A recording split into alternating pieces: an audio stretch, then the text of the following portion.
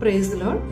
మన జీవితంలో కొన్ని సమస్యలు మనల్ని ఎంతగానో ఇబ్బంది పెడుతూ మరణకరంగా మారినప్పుడు ప్రభు సన్నిధికి ఆ ప్రాబ్లం తీసుకెళ్ళినప్పుడు దేవుడు మనల్ని ఆ ప్రాబ్లం నుంచి విడిపించడమే కాదు, కానీ మనకు సమాధానము, మహిమ కూడా దేవుడు ఇచ్చేవారుగా ఉన్నారు.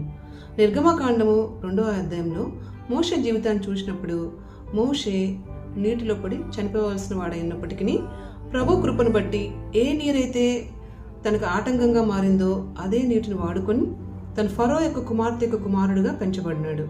అదే మోషే పెద్దవాడైనప్పుడు ఇజ్రాయెల్స్ని ఐగుప్తు నుంచి విడిపించి కనాను దేశానికి తీసుకెళ్లే మార్గ మధ్యంలో ఎర్ర సముద్రం అడ్డు వచ్చినప్పుడు అదే మోషే ఎర్ర సముద్రాన్ని చీల్చి ఆ సముద్రంలో 6 నెలలు నడుచుకుంటూ వెళ్ళాడు. మనకి ఏ సమస్యలు ఉన్నాయో ఆ సమస్యలు ప్రభు చేతికి అప్పచెప్దాం, ఆ సమస్యలు విడుదల పొందుకుందాం, మన జీవితాన్ని మహిమకరంగా మార్చుకుందాం. Praise the lord.